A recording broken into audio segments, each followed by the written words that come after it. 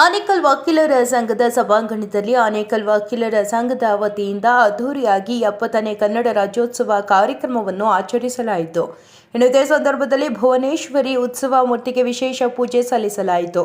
ಹಾಗೆಯೇ ಗಣ್ಯರು ಮತ್ತು ವಕೀಲರು ಭುವನೇಶ್ವರಿ ಉತ್ಸವ ಮೂರ್ತಿಗೆ ಪುಷ್ಪನಮನ ಸಲ್ಲಿಸಿದರು. ಇನ್ನು 70ನೇ ಕನ್ನಡ ರಾಜ್ಯೋತ್ಸವ ಕಾರ್ಯಕ್ರಮಕ್ಕೆ ಬೆಂಗಳೂರು ಗ್ರಾಮಾಂತರ ಲೋಕಸಭಾ ಸಂಸದರಾದ ಡಾಕ್ಟರ್ ಸಿ.ಎನ್. ಮಂಜುನಾಥ್ ರವರು ಉದ್ಘಾಟಿಸಿ ನಂತರ ಮಾತನಾಡಿದ ಅವರು, ಕನ್ನಡವು ಕೇವಲ ಭಾಷೆಯಲ್ಲ, ಇದು ನಮ್ಮ ಗುರುತು, ನಮ್ಮ ಸಂಸ್ಕೃತಿ ಎಂದರು. ಕನ್ನಡಿಗನಾಗಿ ಜನಿಸುವುದು ಭಾಗ್ಯ, ಆದರೆ ಕನ್ನಡಿಗನಾಗಿ ಬದುಕುವುದು ಜವಾಬ್ದಾರಿ ಎಂದರು. ನಮ್ಮ ನ್ಯಾಯಾಂಗ, ಆಡಳಿತ, ಶಿಕ್ಷಣ ಹಾಗೂ ದಿನನಿತ್ಯದ ಜೀವನದಲ್ಲಿ ಕನ್ನಡಕ್ಕೆ ಹೆಚ್ಚಿನ ಪ್ರಾಮುಖ್ಯತೆ ನೀಡುವುದು ಪ್ರತಿಯೊಬ್ಬರ ಕರ್ತವ್ಯವಾಗಿದೆ ಎಂದು ಹೇಳಿದರು. ಇನ್ನು ಇದೇ ಸಂದರ್ಭದಲ್ಲಿ ಗಣ್ಯರಿಗೆ ಸನ್ಮಾನಿಸಲಾಯಿತು. ಹಾಗೆಯೇ ಹಲವು ಸಾಂಸ್ಕೃತಿಕ ಕಾರ್ಯಕ್ರಮಗಳನ್ನು ಆಯೋಜಿಸಲಾಗಿತ್ತು. ಇನ್ನು ಕಾರ್ಯಕ್ರಮದ ಅಧ್ಯಕ್ಷತೆಯನ್ನು ಆನೇಕಲ್ ವಕೀಲರ ಸಂಘದ ಅಧ್ಯಕ್ಷರಾದ ಪಟಾಪಟ್ ವೈ ಪ್ರಕಾಶ್ ರವರು ವಹಿಸಿದರು.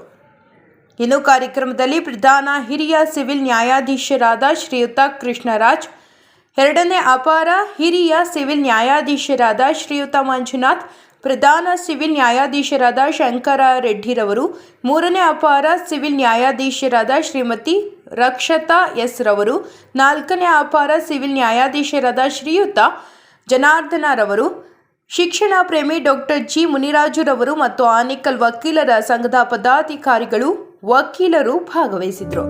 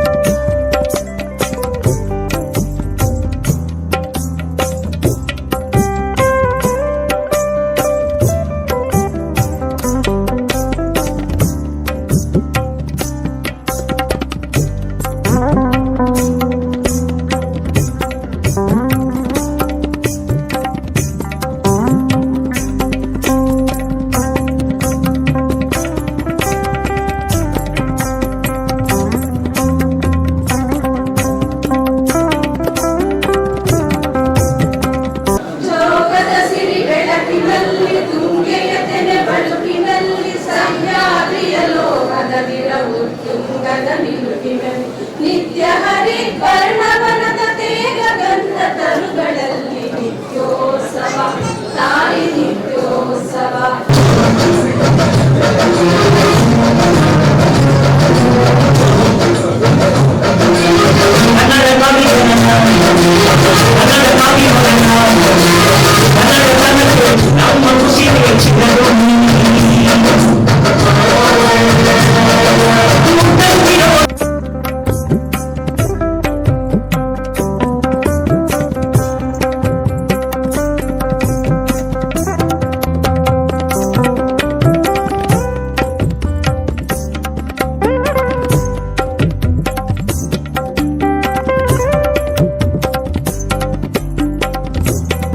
ಈ ಒಂದು ಕನ್ನಡ ಹಬ್ಬವನ್ನು ನೀವು ನೋಡಿದಾಗ ಗೊತ್ತಾಗುತ್ತೆ. ತುಂಬಾ ಏನು ಹಸಿರು ತೋರಣಗಳಿಂದ ಈ ಒಂದು ತೋಟನ್ನು ಸಿಂಗರಿಸಿ ತುಂಬಾ ಏನು ನೋಡೋದಕ್ಕೆ ಆಕರ್ಷಿತರಾಗಂತಹ ಒಂದು ತೋಟನ ಇವತ್ತು ಮಾಡಿದ್ದೀರಿ. ಈ ಒಂದು ಹಬ್ಬವನ್ನು ಪ್ರತಿ ವರ್ಷವೂ ಕೂಡ ನೀವು ಇದೇ ರೀತಿಯಲ್ಲಿ ನಾನು ಹಿಂದೆ ನೋಡಿದಂಗೆ ಲಾಸ್ಟ್ ವರ್ಷವೂ ಕೂಡ ನೋಡಿದಾಗ ತುಂಬಾ ವಿಜೃಂಭಣೆಯಿಂದ ಆಚರಣೆ ಮಾಡಿದೆ. ಅದೇ ರೀತಿ ಈ ದಿವಸ ಅದಕ್ಕಿಂತಲೂ ಹೆಚ್ಚಿನ ರೀತಿಯಲ್ಲಿ ತುಂಬಾ ಸಂತೋಷದಿಂದ ಎಲ್ಲ ಸೇರಿ ಒಟ್ಟುಗೂಡಿ ಒಂದು ಹಬ್ಬನ ಆಚರಿಸಿದೆ ಅಂತಂದ್ರೆ ನಮಗೂ ಸಹ ತುಂಬಾ ಖುಷಿ ಆಗ್ತಾ ಇದೆ. ಈ ಕನ್ನಡ ರಾಜ್ಯೋತ್ಸವವನ್ನು ಪ್ರತಿ ವರ್ಷದಲ್ಲೂ ಕೂಡ ಈ ನವೆಂಬರ್ 1ನೇ ತಾರೀಕಿನಂದು ಈ ಒಂದು ಕರ್ನಾಟಕದ ಪ್ರತಿಯೊಂದು ಇಡೀ ಕರ್ನಾಟಕದಲ್ಲಿ ಪ್ರತಿಯೊಂದು ಆಚರಿಸ್ತಿದ್ದಾರೆ. ಎಲ್ಲಾ ಕ್ಷೇತ್ರದಲ್ಲಿಯೂ ಕೂಡ ಅದು ಎಲ್ಲ ಆಟಗಳಾಗಿರ್ಬೋದು, ಮತ್ತೆ ಸ್ಕೂಲ್ಗಳಾಗಿರ್ಬೋದು, ಮತ್ತೆ ಎಲ್ಲ ಆಫೀಸ್ಗಳಾಗಿರ್ಬೋದು, ಮತ್ತೆ ಇನ್ನಿತರ ಎಲ್ಲ ವಲಯಗಳಲ್ಲೂ ಸಹ ಈ ಒಂದು ಹಬ್ಬವನ್ನ ಎಲ್ಲ ಚೆನ್ನಾಗಿ ಆಚರಣೆ ಮಾಡ್ಕೊಂಡು ಬರ್ತಿರ್ತಾರೆ. ಈ ಒಂದು ಉದ್ದೇಶ ಈ ಕನ್ನಡದ ಕಂಪನ್ನ ಎಲ್ಲರಿಗೂ ಸೂಚಿಸುವಂತ ಒಂದು ಕಾರ್ಯಕ್ರಮವಾಗಿರುತ್ತೆ. ಇದರಲ್ಲಿ ನಾವು ಈ ಕನ್ನಡನ ಹೆಚ್ಚಿನ ರೀತಿಯಲ್ಲಿ ಬೆಳೆಸಬೇಕು. ಜೊತೆಗೆ ನಮ್ಮ ಕನ್ನಡವನ್ನ ಇಡೀ ಕರ್ನಾಟಕ ಅಲ್ಲ, ಬೇರೆ ಕಡೆಯೂ ಸಹ ಹೆಚ್ಚಿನ ರೀತಿಯಲ್ಲಿ ಒಂದು ಪಸರಿಸಬೇಕು ಅನ್ನೋದು ನಮ್ಮ ಒಂದು ಆಶಯ ಕೂಡ ಆಗಿರುತ್ತದೆ. ಈ ಒಂದು ಕರ್ನಾಟಕ ಕನ್ನಡೋತ್ಸವವನ್ನು ಈ 1956ರಲ್ಲಿ ಈ ಒಂದು ನಮ್ಮ ಕನ್ನಡವನ್ನು ಮೈಸೂರು ರಾಜ್ಯವಾಗಿ ನಮ್ಮ ಮೈಸೂರು ರಾಜ್ಯವಾಗಿ ಹೇಗೆ ನಮ್ಮ ಕನ್ನಡ ನಾಡನ್ನು ಮೊದಲಿಗೆ ಸ್ಥಾಪನೆ ಆಗಿತ್ತು, ಆಗಲಿಂದ ಸಹ ಈ ಕನ್ನಡ ಹಬ್ಬವನ್ನ ತುಂಬಾ ವಿಜೃಂಭಣೆಯಿಂದ ಆಚರಿಸಿಕೊಂಡು ಬರ್ತಾ ಇದ್ದಾರೆ. ಅದೇ ರೀತಿ ಅದನ್ನ ನಮ್ಮ ಈ ಒಂದು ಕರ್ನಾಟಕ ಅನ್ನೋ ಒಂದು ಹೆಸರನ್ನ 1973ರಲ್ಲಿ ಎಲ್ಲ ಒಂದು ಏನು ನಮ್ಮ ಕನ್ನಡ ಭಾಷೆ ಮಾತಾಡುವಂತಹ ಎಲ್ಲ ಪ್ರಾಂತ್ಯಗಳನ್ನು ಒಟ್ಟುಗೂಡಿಸಿದ ನಂತರ 1973ರಲ್ಲಿ ಕರ್ನಾಟಕ ಅಂತ ಒಂದು ಹೆಸರಿಟ್ಟು ನಂತರ ಈ ಒಂದು ಕನ್ನಡ ಹಬ್ಬವನ್ನ ಎಲ್ಲಾ ಕಡೆಯೂ ಸಹ ತುಂಬಾ ವಿಜೃಂಭಣೆಯಿಂದ ಆಚರಿಸಿಕೊಂಡು ಬರ್ತಾ ಇದ್ದಾರೆ. ಮುಖ್ಯವಾಗಿ ನಮ್ಮ ಇತ್ತೀಚಿನ ದಿನಗಳಲ್ಲಿ ಕನ್ನಡ ಶಾಲೆಗಳು ಕಂಡು ಬರ್ತಾ ಇದೆ. ಅದರಲ್ಲೂ ಕೂಡ ಹೆಚ್ಚಿನದಾಗಿ ಸಿಟಿಗಳಲ್ಲಿ ಸಹ ಈ ಒಂದು ಕನ್ನಡ ಒಂದು ಕಂಡು ಬರ್ತಾ ಇದೆ. ಆದ್ರೆ ಹಳ್ಳಿಗಳಲ್ಲಿ ಈ ಒಂದು ಕನ್ನಡವನ್ನು ಹೆಚ್ಚಿನ ರೀತಿಯಲ್ಲಿ ಏನು ಅಭಿವೃದ್ಧಿಪಡಿಸಿಕೊಂಡು ಮತ್ತೆ ಅದರ ಒಂದು ಸ್ಥಾನವನ್ನು ಉನ್ನತ ಮಟ್ಟಕ್ಕೆ ಏರಿಸಿಕೊಂಡು ಹೋಗ್ತಾ ಇರುವುದು ಕಂಡು ಬರ್ತದೆ. ಯಾಕಂತಂದ್ರೆ ಇತ್ತೀಚಿನ ದಿನಗಳಲ್ಲಿ ಕನ್ನಡಕ್ಕಿಂತ ಹೆಚ್ಚಾಗಿ ಪ್ರತಿಯೊಬ್ಬರು ಕೂಡ ಇಂಗ್ಲಿಷ್ ವ್ಯಾಮೋಹವನ್ನ ಮತ್ತೆ ಬೇರೆ ಭಾಷೆಯ ವ್ಯಾಮೋಹವನ್ನ ಜಾಸ್ತಿ ಬಳಸ್ಕೊಂಡಿದ್ದಾರೆ. ಇಂಗ್ಲಿಷ್ ಕಲಿತು ಮಾತ್ರ ನಾವು ಮುಂದೆ ಸಾಧ್ಯ ಅನ್ನೋ ಪರಿಸ್ಥಿತಿ ನಿರ್ಮಾಣ ಆಗಿದೆ. ಆ ಕಾರಣಕ್ಕೋಸ್ಕರ ಇತ್ತೀಚಿನ ದಿನಗಳಲ್ಲಿ ಪ್ರತಿಯೊಬ್ಬರು ಕೂಡ ಇಂಗ್ಲಿಷ್ ಶಾಲೆಯನ್ನು ಸೇರುವ ಒಂದು ವ್ಯವಸ್ಥೆ ಪ್ರಾರಂಭವಾಗಿಬಿಟ್ಟಿದೆ. ಆದ್ರಿಂದ ನಾನು ಎಲ್ಲರಿಗೂ ಕೇಳ್ಕೊಳ್ಳೋದಿಷ್ಟೇ, ಇಂಗ್ಲಿಷ್ ನ ಜೊತೆಗೆ ಹೆಚ್ಚಾಗಿ ಕನ್ನಡಕ್ಕೆ ಪ್ರಾಧಾನ್ಯ ಕೊಟ್ಟು ಈ ನಮ್ಮ ಕನ್ನಡವನ್ನ ಹೆಚ್ಚಿನದಾಗಿ ಬೆಳೆಸಬೇಕು ಅನ್ನೋದನ್ನ ಒಂದು ಕಳಕಳಿ. ಅದೇ ರೀತಿ ಇಲ್ಲಿ ಪ್ರತಿಯೊಂದು ಹಳ್ಳಿಗಳಲ್ಲಿ ಶಾಲೆಗಳನ್ನು ಕೂಡ ಈಗ ಹಳ್ಳಿಗಳಲ್ಲೂ ಕೂಡ ಜನರಿಗೆ ಇಂಗ್ಲಿಷ್ ಜಾಸ್ತಿ ಬಳಸ್ಕೊಟ್ಟಿದ್ದಾರೆ. ಕಾನ್ವೆಂಟ್ಗಳು ಅದು ಬೇರೆ ಶಾಲೆಗಳಲ್ಲಿ ಸೇರಿಸುವ ಒಂದು ಪ್ರಾರಂಭ ಮಾಡಿದ್ದಾರೆ. ಯಾಕಂತಂದ್ರೆ ಇಂಗ್ಲಿಷ್ ಪ್ರತಿಯೊಂದು ಕ್ಷೇತ್ರದಲ್ಲೂ ಇರೋದ್ರಿಂದ ಇಂಗ್ಲಿಷ್ ಕಲಿತರೆ ಮಾತ್ರ ನಮ್ಗೆ ಕೆಲಸ ಸಿಗುತ್ತೆ, ಬೇರೆ ಹೊರದೇಶಕ್ಕೆ ಹೋಗ್ಬೋದು ಅನ್ನೋ ಒಂದು ಇದನ್ನ ಬೆಳೆಸೋಗ್ತಿದ್ದಾರೆ. ಅದು ತಪ್ಪು. ನಾವು ಹೆಚ್ಚಿನದಾಗಿ ನಾವು ಕನ್ನಡಿಗರಾಗಿದ್ದರಿಂದ ಹೆಚ್ಚಿನದಾಗಿ ಕನ್ನಡಕ್ಕೆ ಹೆಚ್ಚು ಒತ್ತು ಕೊಟ್ಟು ಕನ್ನಡದಲ್ಲಿ ಹೆಚ್ಚಿನ ಶಿಕ್ಷಣವನ್ನು ಬೆಳೆಸಿ ಅದೇ ರೀತಿ ಸರ್ಕಾರಗಳು ಕೂಡ ಏನು ಕನ್ನಡಕ್ಕೆ ಹೆಚ್ಚಿನ ಮಾನ್ಯತೆಯನ್ನು ಕೊಡಬೇಕು ಅನ್ನೋದು ನನ್ನ ಒಂದು ಕೋರಿಕೆ ಆಗಿದೆ. ರಾಜ್ಯೋತ್ಸವದ ಶುಭಾಶಯಗಳನ್ನ ತಿಳಿಸ್ತೇನೆ. ನಾನು ಅಧ್ಯಕ್ಷ ಭಾಷಣ ಕೊನೆಯದಾಗಿ ಮಾತಾಡಬೇಕು, ಆದರೆ ಮಾನ್ಯ ಸಂಸದರಿಗೆ ವಕೀಲರ ಸಂಘದ ವತಿಯಿಂದ ಮನವಿ ಇರೋದ್ರಿಂದ ಅವರ ಗಮನವನ್ನ ಸೆಳೆದು ಅವರಿಗೆ ನಾವು ಅದರ ಬಗ್ಗೆ ಕೇಳಬೇಕಾಗಿದ್ದರಿಂದ ಸಣ್ಣ ಬದಲಾವಣೆಯನ್ನು ಮಾಡಿಕೊಂಡು ಈ ಮನವಿ ಪತ್ರವನ್ನ ಓದೋದ್ರ ಮುಖಾಂತರ ಅವರನ್ನ ವೇದಿಕೆಗೆ ಆರಿಸ್ತಾರೆ. ಸನ್ಮಾನ್ಯ ಡಾಕ್ಟರ್ CN ಮಂಜುನಾಥ್ ಅವರು, ಮಾನ್ಯ ಸಂಸದರು, ಬೆಂಗಳೂರು ಗ್ರಾಮಾಂತರ. ವಿಷಯ: ಆನೇಕಲ್ ವಕೀಲರ ಸಂಘದಲ್ಲಿ ಈ ಗ್ರಂಥಾಲಯ, ಈ ಲೈಬ್ರರಿ ನಿರ್ಮಾಣ ಮಾಡಲು ಅನುದಾನ ನೀಡಲು ಕೋರಿ ಮನವಿ. ಮಾನ್ಯರೇ, ತಮ್ಮ ವ್ಯಾಪ್ತಿಯ ಆನೇಕಲ್ ತಾಲೂಕು ಗ್ರಾಮಾಂತರ ಪ್ರದೇಶವಾಗಿದ್ದು ಇತ್ತೀಚೆಗೆ ಗ್ರಾಮಾಂತರ ಪ್ರದೇಶಗಳಿಂದ ಅನೇಕ ಯುವ ಪುರುಷ ಮಹಿಳಾ ವಕೀಲರು ಕಾನೂನು ವೃತ್ತಿ ಆರಿಸಿಕೊಂಡು ಆನೇಕಲ್ನಲ್ಲಿ ಅಭ್ಯಾಸ ಮಾಡುತ್ತಿರುತ್ತಾರೆ. ಸದರಿ ಸಂಘದಲ್ಲಿ ಸುಮಾರು 800 ಜನ ಸದಸ್ಯರಿದ್ದು ಮೂಲಭೂತ ಸೌಕರ್ಯಗಳ ಕೊರತೆ ಇರುತ್ತದೆ. ವಿಶೇಷವಾಗಿ ತಾಂತ್ರಿಕ ವಿಚಾರಗಳಲ್ಲಿ ನೈಪುಣ್ಯತೆ ಪಡೆಯಲು ಈ ಲೈಬ್ರರಿ ನಿರ್ಮಾಣ ಮಾಡಬೇಕಾಗಿರುವ ಅನಿವಾರ್ಯ ಮತ್ತು ಅವಶ್ಯಕತೆ ಇರುತ್ತದೆ. ಈ ಮಹತ್ ಕಾರ್ಯ ಕೈಗೊಳ್ಳಲು ಸುಮಾರು 50 ಲಕ್ಷ ರೂಪಾಯಿಗಳ ಅಂದಾಜು ವೆಚ್ಚವಾಗುತ್ತದೆ. ಸಂಘದಲ್ಲಿ ಯಾವುದೇ ಆದಾಯದ ಮೂಲಗಳಾಗಲಿ ಅಥವಾ ಸರ್ಕಾರದ ಅನುದಾನವಾಗಲಿ ಲಭಿಸಿರುವುದಿಲ್ಲ. ಆದ್ದರಿಂದ ತಮ್ಮ ಲೋಕಸಭಾ ಸದಸ್ಯರ ನಿಧಿಯಿಂದ ಈ ಲೈಬ್ರರಿಯನ್ನು ನಿರ್ಮಾಣ ಮಾಡಲು 50 ಲಕ್ಷ ರೂಪಾಯಿಗಳ ಅನುದಾನ ನೀಡಬೇಕೆಂದು ತಮ್ಮಲ್ಲಿ ಕಳಕಳಿಯ ಮನವಿ. ಚಪ್ಪಳೆ ಕಂಟ್ರೋಲ್. ಎರಡನೇದಾಗಿ ಸಂಸದರಿಗೆ ಮತ್ತೊಂದು ಮನವಿ. ವಿಷಯ ಅತ್ತಿಗೆರೆ ಆನೇಕಲ್ ಮತ್ತು ಚಂದಾಪುರ ಆನೇಕಲ್ಗಳಲ್ಲಿ ರೈಲ್ವೆ ಹಳಿಗಳ ಮೇಲೆ ಮೇಲ್ಸೇತುವೆ ನಿರ್ಮಿಸುವ ಬಗ್ಗೆ ಮಾನ್ಯತೆ. ಬೆಂಗಳೂರು ನಗರದಿಂದ ಚಂದಾಪುರ ಆನೇಕಲ್ ಮಾರ್ಗವಾಗಿ ದಶಕಗಳ ಹಿಂದಿನಿಂದ ತಮಿಳುನಾಡಿಗೆ ನಿರಂತರವಾಗಿ ರೈಲು ಸಂಚರಿಸುತ್ತಿದೆ. ಈ ಹಿಂದೆ ಕೇವಲ ಕೆಲವೇ ರೈಲುಗಳು ಆಗೊಂದು ಈಗೊಂದು ಸಂಚರಿಸುತ್ತಿತ್ತು. ಸಾರ್ವಜನಿಕರ ದಟ್ಟಣೆಯೂ ಕಡಿಮೆ ಇದ್ದು ಅದರ ಬದಲಾದ ಪರಿಸ್ಥಿತಿಯಲ್ಲಿ ಪ್ರತಿ ಗಂಟೆಗೆ ಒಂದರಂತೆ ರೈಲುಗಳ ಸಂಚಾರ ಮಾಡುತ್ತಿರುವುದರಿಂದ ಕಿಲೋಮೀಟರ್ಗಳ ದೂರ ಗಂಟೆಗಟ್ಟಲೆ ಟ್ರಾಫಿಕ್ ಜಾಮ್ ಆಗುತ್ತದೆ. ಇದರಿಂದ ಸಾರ್ವಜನಿಕರು ಭರಿಸಲಾಗದಷ್ಟು ತೊಂದರೆ ಆಗುತ್ತದೆ. ಆದ್ದರಿಂದ ಚಂದಾಪುರದ ಕೀರ್ತಿ ಬಡಾವಣೆ ಬಳಿ ಮತ್ತು ಆನೇಕಲ್ ಅತ್ತಿಬೆಲೆ ಮಾರ್ಗದ ಮಲ್ಬೇನಲ್ ಬಳಿ ಮೇಲ್ಸೇತುವೆಗಳ ನಿರ್ಮಾಣ ಮಾಡುವ ಅವಶ್ಯಕತೆ ಇರುತ್ತದೆ. ಆದ್ದರಿಂದ ತಾವು ಈ ಕೆಲಸವನ್ನು ಅತ್ಯಂತ ತ್ವರಿತ ಎಂದು ಭಾವಿಸಿ ಸಂಬಂಧಪಟ್ಟ ಇಲಾಖೆ ಜೊತೆ ಚರ್ಚಿಸಿ ಮೇಲ್ಸೇತುವೆ ನಿರ್ಮಾಣ ಮಾಡಿಕೊಡಬೇಕೆಂದು ಈ ಮೂಲಕ ತಮ್ಮಲ್ಲಿ ಮನವಿ ಮಾಡಿಕೊಳ್ಳುತ್ತೇವೆ. ಇದು ನಮ್ಮ ನಿರ್ಣಯವಿದೆ. ಅಧ್ಯಕ್ಷರ ಭಾಷಣವನ್ನ ದಯವಿಟ್ಟು ಆಮೇಲೆ ನೋಡೋಣ. ಈಗ ಮಾನ್ಯ ಸಂಸದರನ್ನ ಮಾತಾಡಬೇಕು ಅಂತೇಳಿ ನಾನು ಅವರನ್ನು ನಿರ್ಮಲವಾಗಿದ್ದರೆ ಸಾಕ್ಷಾತ್ಕಾರ, ಮಾತು ಮೃದುವಾಗಿದ್ದರೆ ಚಮತ್ಕಾರ, ನಡೆ ನುಡಿ ಚೆನ್ನಾಗಿದ್ದರೆ ಪುರಸ್ಕಾರ. ಇದನ್ನೆಲ್ಲ ಮೈಗೂಡಿಸಿಕೊಂಡಿರತಕ್ಕಂಥ ಆನೇಕಲ್ ವಕೀಲರ ಸಂಘಕ್ಕೆ ನನ್ನ ನಮಸ್ಕಾರ.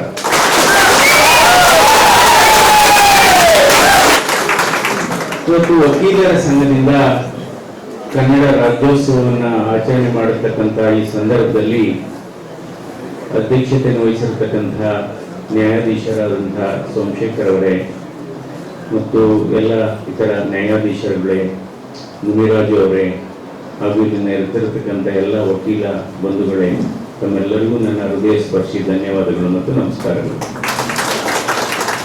ಈಗ ಕನ್ನಡ ರಾಜ್ಯೋತ್ಸವವನ್ನು ನಾವು ನವೆಂಬರಲ್ಲಿ ಆಚರಣೆ ಮಾಡ್ತೇವೆ. ಬಹುಶಃ ನಾವು 365 ದಿನ ಕೂಡ ನಾವು ದಿನಚರಿಯಲ್ಲಿ ಆಚರಣೆ ಮಾಡಬೇಕು. ಇದು ಬಹಳ ಮುಖ್ಯವಾದದ್ದು. ನವೆಂಬರ್ ತಿಂಗಳಲ್ಲಿ ಮಾತ್ರ ಅಲ್ಲ, ಪ್ರತಿ 365 ದಿನ ಕೂಡ ನಮ್ಮ ದಿನಚರಿಯಲ್ಲಿ ನಮ್ಮ ವ್ಯವಸ್ಥೆಯಲ್ಲಿ ಅದನ್ನು ಮಾಡಬೇಕು. ಅಂದರೆ ಕನ್ನಡ ನಾವು ಮಾತನಾಡುವ ಭಾಷೆ, ನಾವು ಪ್ರೀತಿಸುವ ಭಾಷೆ, ನಮ್ಮ ಮಾತೃಭಾಷೆ.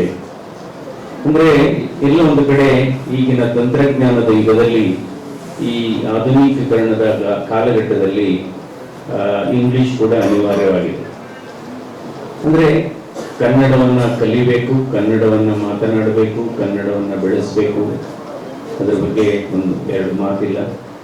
ಅಂದರೆ ಕನ್ನಡ ನಮ್ಮ ಯಾವ ರೀತಿ ಇರಬೇಕು ಅಂದರೆ ಕನ್ನಡ ಕನ್ನಡಕವಾಗಿರಬಾರ್ದು, ಕನ್ನಡ ಕಣ್ಣಾಗಿರಬೇಕು ಅಂತ ನನ್ನ. ಕನ್ನಡ ಕಣ್ಣಾಗಿರಬೇಕು. ಯಾಕೆಂದರೆ ಕನ್ನಡಕನ ಯಾವಾಗಲಾದ್ರೂ ಅಪರೂಪಕ್ಕೆ ಉಪಯೋಗಿಸ್ತೀವಿ ಅಥವಾ ಓದುವಾಗ ಉಪಯೋಗಿಸ್ತೀವಿ, ಮಿಕ್ಕಿದ ಸಂದರ್ಭದಲ್ಲಿ ತೆಗೆದುಬಿಡ್ತೀವಿ. ಆದರೆ ಕಣ್ಣಾದರೆ ಇದ್ದೇ ಇರಬೇಕು, ನಮ್ಮ ಜೊತೆ ಇರಲೇಬೇಕಾಗುತ್ತೆ. ಅದರಿಂದ ಕನ್ನಡ ನಾವು ಕಣ್ಣಾಗಿರ್ಬೇಕಾಗುತ್ತೆ. ಅಂದರೆ ನಾವು ಮಾತೃಭಾಷೆ ಅಥವಾ ತಾಯಿ ಭಾಷೆ ಅಂತ ಯಾಕೆ ಹೇಳ್ತೀವಿ ಅಂದರೆ ಅದರಲ್ಲಿ ತಾಯಿಯ ಹೃದಯ ಕೂಡ ಇದೆ ಅಂತ ಹೇಳ್ತೀವಿ ನಾವು. ಇವತ್ತು ನಾವು ಈ ಕನ್ನಡ ಭಾಷೆಯನ್ನ ಆಯ್ತು, ಇವತ್ತು ನಮ್ಮ ಮಕ್ಕಳಾಗ್ಬೋದು, ನಮ್ಮ ಮೊಮ್ಮಕ್ಕಳಾಗ್ಬೋದು, ನಾವು ವೇದಿಕೆಯಲ್ಲಿ ಮಾತಾಡೋದು ಒಂದು ಬೇರೆ.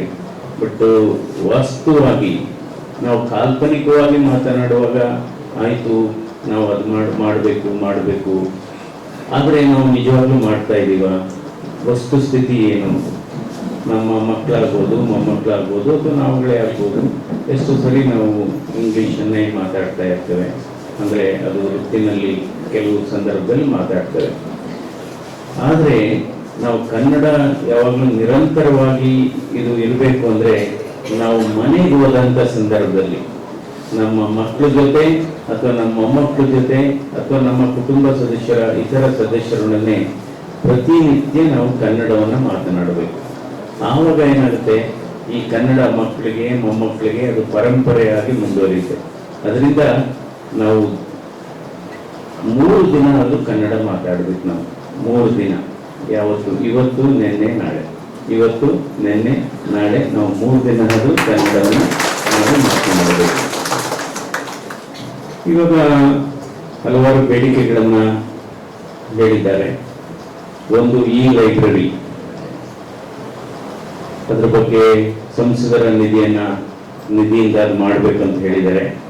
ಸಂಸದರ ನಿಧಿ ಏನಪ್ಪ ಅಂದರೆ 8 ಕ್ಷೇತ್ರ ಸೇರಿ ನಮಗೆ ಬರತಕ್ಕಂಥ ಸಂಸದರ ನಿಧಿ ಅಂದರೆ 5 ಕೋಟಿ ಅಷ್ಟೇ. ಅಂದರೆ 8 assembly segment, Anekal, Magadi, Ramanagara, Kanakapura, Channapatna, Kunigal, R Nagar ಮತ್ತು ಬೆಂಗಳೂರು ಸೌತ್ ಸೇರಿ. ಆದರೆ ಯಾವ ರೀತಿ ಅದು ಮಾಡಬೇಕು ಅನ್ನೋದನ್ನ ಯೋಚನೆ ಮಾಡೋಣ. ಕೆಲವೆಲ್ಲ ನಮ್ಮ ಅನುದಾನದಿಂದ, ಇನ್ನು ಕೆಲವು CSR ಅಡಿಯಿಂದ ಅದು ಮಾಡ್ಕೊಳ್ಳೋಣ. ಮತ್ತು ಇನ್ನೊಂದು ಹೇಳಿದರು, ಈ ನಮ್ಮ ಕೋರ್ಟ್ ಕಾಂಪ್ಲೆಕ್ಸ್ ಆವರಣದಲ್ಲಿ ಒಂದು ಐಮಾಸ್ ಲೈಟ್ ಅಂತ ಹೇಳಿದರು, ಅದನ್ನು ಬೇಗನೆ ಮಾಡ್ಕೊಳ್ಳೋಣ. ಐಮಾಸ್ ಲೈಟ್ ಅಂತೂ ಬೇಗನೆ ಮಾಡ್ಕೊಳ್ಳೋಣ. ಯಾಕೆಂದರೆ ಅದಕ್ಕೆ ಆಲ್ರೆಡಿ ಹೋಮ್ವರ್ಕು ಈಗ ಕಾಕತಾಳಿ. ಆ್ಯಕ್ಚುಲಿ ನಾನು 3 ದಿವಸ ಹಿಂದೆ ಸುಮಾರು 210 ಹಳ್ಳಿಗಳಲ್ಲಿ, ಈ 7 ಕ್ಷೇತ್ರಗಳಲ್ಲಿ 210 ಹಳ್ಳಿಗಳಿಗೆ CSR ಅನುದಾನದಲ್ಲಿ 210 ಸೋಲಾರ್ ಹೈಮಾಸ್ ಲೈಟ್ನ ಮಾಡುವಲ್ಲಿದ್ದೇವೆ. ಬಹುಶಃ ಅದು ಇನ್ನೊಂದು 3-4 ತಿಂಗಳಲ್ಲಿ ಅದು ಆಗುತ್ತೆ. ಎಲ್ಲ ಅಂದರೆ ಆನೇಕಲ್ ತಾಲೂಕಿಗೆ 30, ಕುಣಿಗಲ್ ತಾಲೂಕಿಗೆ 30, ಅಂದರೆ ಪ್ರತಿ ತಾಲೂಕಿಗೆ 30 ಅದು ನಾವು ನಿನ್ನೆ ತಾನೇ ಲಿಸ್ಟ್ ಮಾಡ್ತಾ ಇದ್ವಿ. ಈಗ ನೀವು ಹೇಳಿದರೆ ಆ ಲಿಸ್ಟ್ಗೆ ಅದು ಸೇರಿಸ್ಕೊಂತಿರೋದು, ಆ ಲಿಸ್ಟ್ಗೆ ಸೇರಿಸ್ಕೊಂತೀವಿ. ನಂತರ ಈ ಟ್ರಾಫಿಕ್ ಸಂಚಾರ ದಟ್ಟಣೆ, ಅದರ ಮೇಲ್ಸೇತುವೆ ಬಗ್ಗೆ ಹೇಳಿದ್ದಾರೆ, ಅದನ್ನು ಗಮನಿಸ್ತೇವೆ. ಇವಾಗ ನಾನು ಬಹುಶಃ ಒಂದು 4 ವಾರಗಳ ಹಿಂದೆ ನಾನು ಚಂದಾಪುರ ಮತ್ತು ಅತ್ತಿಬೆಲೆ ನಮ್ಮ ಎಕ್ಸ್ಪ್ರೆಸ್ ಹೈವೇ ಏನಿದೆ ಅದನ್ನು ನಾನು national highway authority of India ಮತ್ತು ಕೆ-ರೈಡ್ ಅಥಾರಿಟೀಸ್ ಜಂಟಿಯಾಗಿ ನಾನು ಸುಮಾರು 3 ಗಂಟೆ ಹೈವೇನಲ್ಲಿ ನಾವು ಇನ್ಸ್ಪೆಕ್ಟ್ ಮಾಡಿ ಡಿಸ್ಕಸ್ ಮಾಡಿ, ಅದು 4 ಕಡೆ ವೆಹಿಕಲರ್ ಓವರ್ ಪಾಸು ಆಲ್ರೆಡಿ ಸ್ಯಾಂಕ್ಷನ್ ಆಗಿದೆ, ಕೆಲಸ ನಡೀತಾ ಇದೆ. ಯಾವುದು 4 ಜಂಕ್ಷನ್ ಅಂದರೆ, ಒಂದು ಹುಸ್ಕೂರ್ ಜಂಕ್ಷನ್ನು, ಇನ್ನೊಂದು ಚಂದಾಪುರ ರೈಲ್ವೆ ಬ್ರಿಡ್ಜ್ ಇದೆಲ್ಲ ಅದು ಅಗಲೀಕರಣ ಆಗ್ತಾ ಇದೆ, ಇನ್ನೊಂದು ಗುಡ್ಡಹಟ್ಟಿ, ಇನ್ನೊಂದು ಗೆಸ್ಟ್ ಲೈನ್.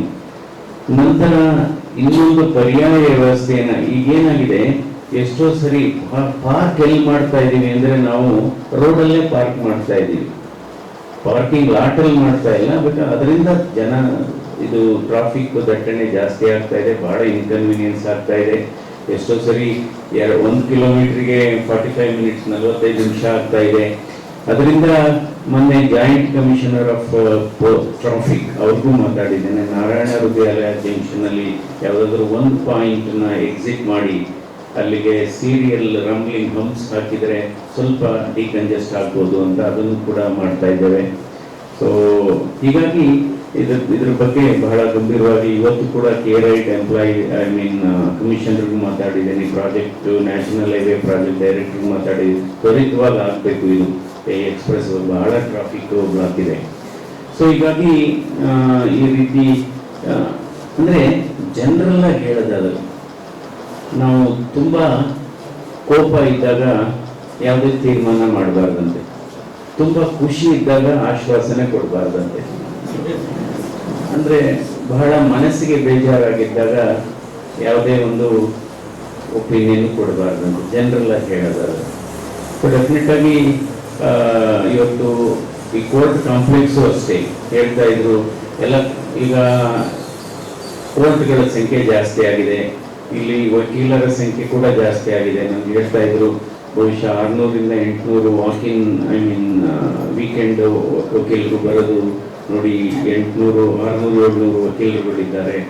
ಸೊ ಹೀಗಾಗಿ ಇವತ್ತು ಬಹುಶಃ 2 ಜಾಗದಲ್ಲಿ ಆದಷ್ಟು ಜನ ಕಡಿಮೆ ಇರಬೇಕು ಅಂತ ನನಗೆ, ಸಾಮಾನ್ಯ ಜನ ಕಡಿಮೆ ಇರಬೇಕು ಅಂತ 2 ಜಾಗದಲ್ಲಿ ಅನಿಸ್ತು. ಒಂದು ಆಸ್ಪತ್ರೆಗಳಲ್ಲಿ, ಇನ್ನೊಂದು ನ್ಯಾಯಾಲಯಗಳಲ್ಲಿ.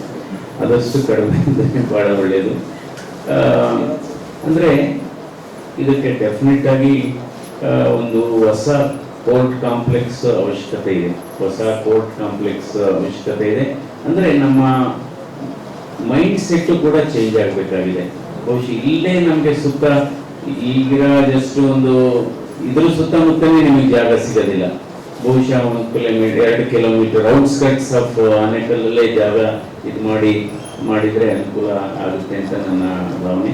ಯಾಕೆಂದರೆ ಈಗಾಗಲೇ ಕನಕಪುರದಲ್ಲಿ ಒಂದು ದೊಡ್ಡ ಕೋರ್ಟ್ ಕಾಂಪ್ಲೆಕ್ಸು ಆಲ್ರೆಡಿ ಕೆಲಸ ಮಾಡ್ತಾ ಇದೆ ಹೊಸದಾಗಿ, ಮತ್ತು ಚನ್ನಪಟ್ಟಣದಲ್ಲೂ ಕೂಡ ಆಗ್ತಾ ಇದೆ. ಸೊ ಹೀಗಾಗಿ ಇಲ್ಲೂ ಕೂಡ ಇದರ ಅವಶ್ಯಕತೆ ಇದೆ. ಇದ್ರ ಬಗ್ಗೆ ಅಟ್ಲೀಸ್ಟ್ ಚಿಂತನೆ ಸ್ಟಾರ್ಟ್ ಆಗಬೇಕಾಗಿದೆ. ಅಂದರೆ ನಮ್ಮ ಮೈಂಡ್ ಸೆಟ್ ಕೂಡ ಚೇಂಜ್ ಆಗುತ್ತೆ. ಅದೇನು ಇಲ್ಲೇ ಹತ್ತಿರದಲ್ಲೇ ಇರಬೇಕು ಏನಿಲ್ಲ, ಅದು ನಮ್ಮ ಮನಸ್ಸಿಗೆ ಹತ್ರ ಆದರೆ ದೈಹಿಕವಾಗಿಯೂ ಹತ್ರ ಆಗ್ಬಿಡುತ್ತೆ, ಫಿಸಿಕಲ್ ಆಗಿ ಅಷ್ಟೇ. ಎಷ್ಟೋ ಸರಿ ನಾವು ಅನ್ಕೊಂತೀವಿ ಅದು ದೂರ ಇದೆ ಅಂತ, ಇನ್ನೊಂದು 4-5 ವರ್ಷ ಆದ್ಮೇಲೆ ಅದು ಬಹಳ ಹತ್ರ ಆಗ್ಬಿಡುತ್ತೆ. ಯಾಕೆಂದ್ರೆ ನಗರಗಳು ಬಹಳ ವೇಗವಾಗಿ ಬೆಳೀತಾ ಇದೆ. Anekal virtually it is part of Bangalore. So ಅದರಿಂದ ಇದಕ್ಕೆ ಅವಶ್ಯಕತೆ ಇದೆ. ಸೊ ಇದ್ರ ಬಗ್ಗೆ ವಕೀಲರ ಸಂಘ ಕೂಡ ಸಕ್ರಿಯವಾಗಿ ಇದನ್ನು ಮುಂದಕ್ಕೆ ಕರ್ಕೊಂಡು ಹೋಗಬೇಕು. ನಮ್ಮ ಮಟ್ಟದಲ್ಲಿ ಯಾವ ರೀತಿಯಲ್ಲಿ ಮಾಡೋಣ. ಡೆಫಿನೆಟ್ ಆಗಿ this Anekal needs a new court complex. There is no question about it. ಅದ್ರ ಬಗ್ಗೆ ಏನಿಲ್ಲ.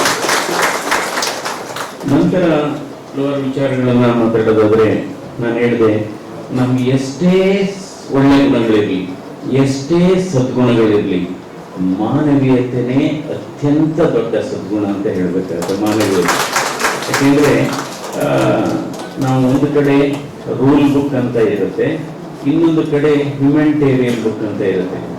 ಸೊ ನಾನು 18 ವರ್ಷ ಜಯದೇವ ಆಸ್ಪತ್ರೆ ನಿರ್ದೇಶಕನಾಗಿ ಕೆಲಸ ಮಾಡಿದಂಥ ಸಂದರ್ಭದಲ್ಲಿ ರೂಲ್ ಬುಕ್ ಜೊತೆ ಹ್ಯುಮ್ಯಾನಿಟೇರಿಯನ್ ಬುಕ್ಕನ್ನು ಕೂಡ ನಾನು ಮಾಡಿದ್ದೇನೆ. ಎಷ್ಟೋ ಸರಿ ನಮ್ಮ ವ್ಯವಸ್ಥೆ ಹೇಗಿದೆ ಅಂದರೆ, ರೂಲ್ ಬುಕ್ಕಲ್ಲಿ ಕೆಲವು ತಪ್ಪುಗಳಿದ್ದಂಥ ಸಂದರ್ಭದಲ್ಲಿ ಆ ತಪ್ಪುಗಳನ್ನು ಪಾಲನೆ ಮಾಡಿದರೆ ನಾವು ಕರೆಕ್ಟ್, ಆದರೆ ಆ ತಪ್ಪುಗಳನ್ನು ಸರಿಪಡಿಸಿ ನಾವೇನಾದರೂ ಮಾಡಕ್ಕೆ ಹೋದರೆ ಅದು ತಪ್ಪಾಗುತ್ತೆ.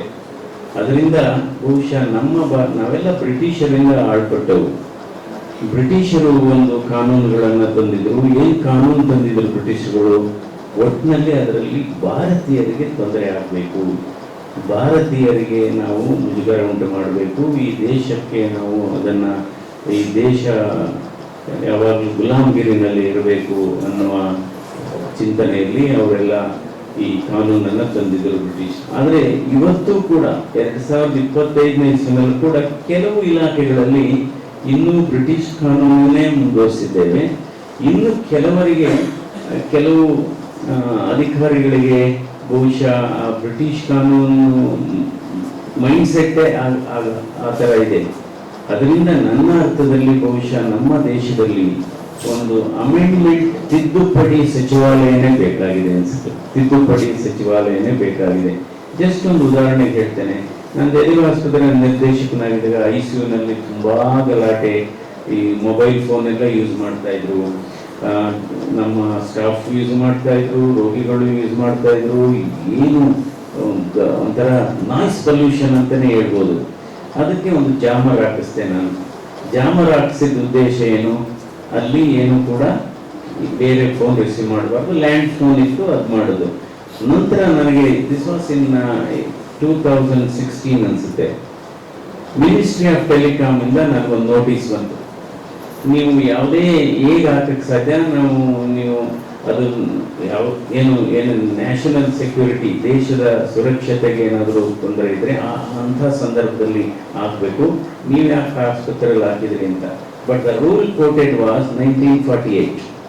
1948ನೇ ಇಸ್ವಿಯ ಒಂದು ರೂಲನ್ನು ಕೋಟ್ ಮಾಡಿದ್ದಾರೆ. 1948 ಮೊಬೈಲ್ ಫೋನ್ ಇತ್ತ, ಜಾಮರ್ ಇತ್ತ.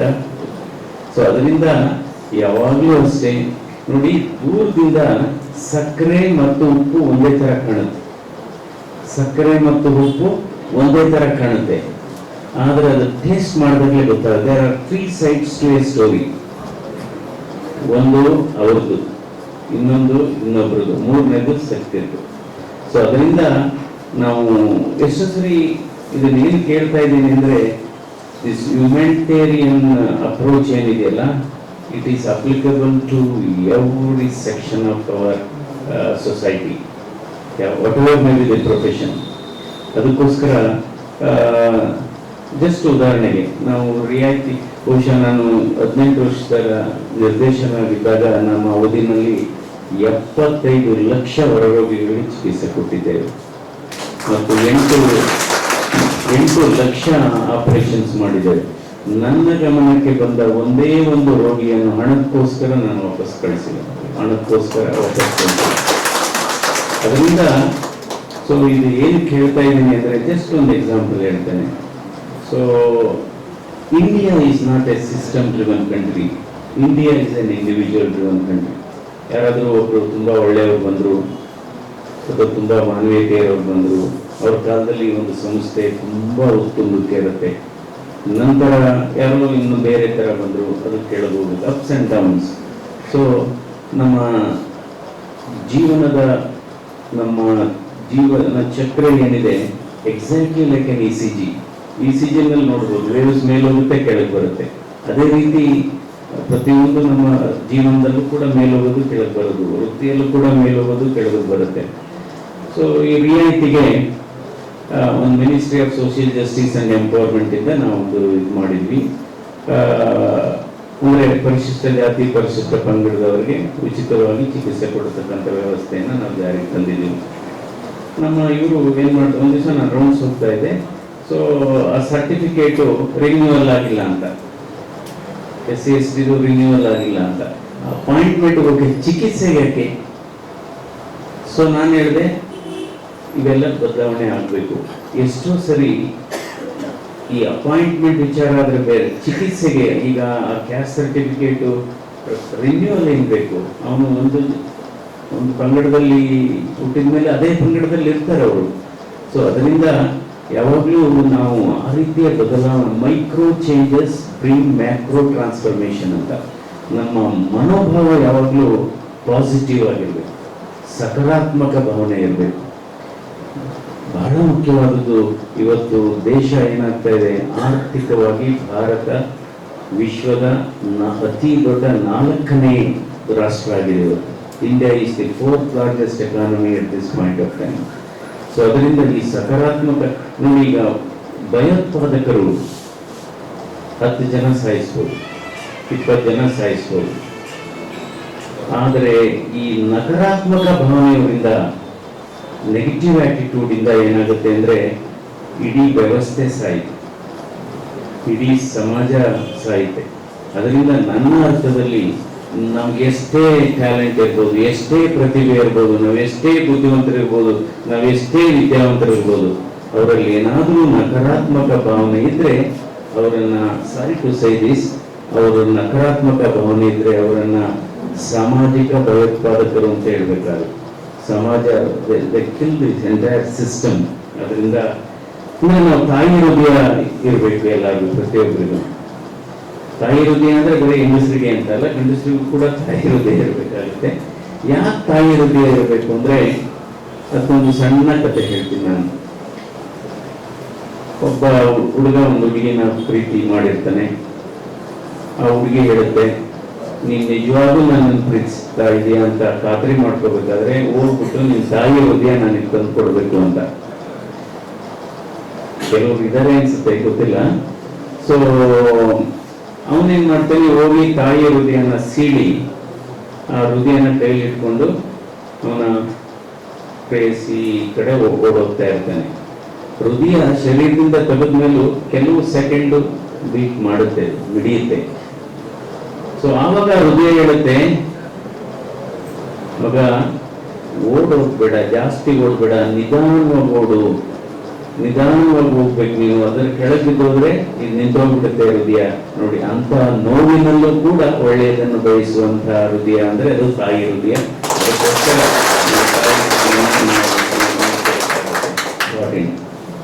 ಈಗ ನಾವು ವೈದ್ಯಕೀಯ ವೃತ್ತಿನಲ್ಲಿ ಕೇವಲ ಔಷಧಿಗಳಿಂದ ಆಗಲಿ ಅಥವಾ ಆಪರೇಷನ್ಗಳಿಂದ ಆಗಲಿ ಆಯ್ತು, ಒಂದು ಹಂತದಲ್ಲಿ ಅವ್ರಿಗೆ ನಾವು ಚಿಕಿತ್ಸೆಯನ್ನು ಕೊಡ್ತೇವೆ, ಅದು ಅದರಿಂದ ವಾಸಿ ಆಗುತ್ತೆ. ಬಟ್ ಅಷ್ಟೇ ಆಗಲ್ಲ, ನಮ್ಮ ಮಾತು ಕೂಡ ಒಂದು ಔಷಧ. ಪ್ರತಿ ನಮ್ಮ ಒಂದು ಎಲ್ಲ ನಮ್ಮ ದಿನನಿತ್ಯ ಬದುಕಿನಲ್ಲಿ ನಾವು ಯಾವ ರೀತಿ ಮಾತಾಡ್ತೀವಿ ಅನ್ನೋದೇ ಮುಖ್ಯ.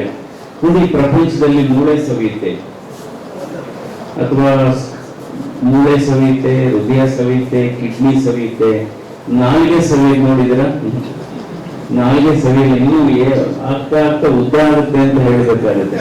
ಇದು ಏನಕ್ಕೆ ಹೇಳ್ತಾ ಇದ್ದೀನಿ ಅಂದ್ರೆ, ನಾವು ಮಾತನಾಡುವ ಭಾಷೆ ಆಗ್ಬೋದು, ನಾವು ವಾದ ಮಾಡುವ ರೀತಿ ಆಗ್ಬೋದು, ಅದು ನಮ್ಮ ಸಂಸ್ಕಾರವನ್ನು ಹೇಳುತ್ತೆ, ನಮ್ಮ ಪರಂಪರೆ ಯಾವ ಪರಂಪರೆ ಅನ್ನೋದು ಹೇಳುತ್ತೆ. ಇದು ಬಹಳ ಮುಖ್ಯ.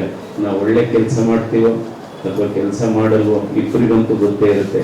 ಒಂದು ಅಂತರಾತ್ಮ ಗೊತ್ತಿರುತ್ತೆ, ಇನ್ನೊಂದು ಪರಮಾತ್ಮನಿಗೆ ಗೊತ್ತೇ ಇರುತ್ತೆ. ನೋಡಿ, ಯಾವಾಗಲೂ ಅಷ್ಟೇ, ತಪ್ಪು ಮಾಡೋನಿಗೆ ಎಷ್ಟು ಸರಿ ಗೊತ್ತಿರಲ್ಲ ಆಕ್ಚುಲಿ, ಆದ್ರೆ ಮೋಸ ಮಾಡೋನಿಗೆ ಡೆಫಿನೆಟ್ ಆಗಿ ಗೊತ್ತಿರುತ್ತೆ. ತಪ್ಪು ಮಾಡೋನಿಗೆ ಸಮ್ಟೈಮ್ಸ್ ಅನ್ಇಂಟೆನ್ಷನ್ ನಮ್ಗೆ ಗೊತ್ತೇ ಇರಲ್ಲ.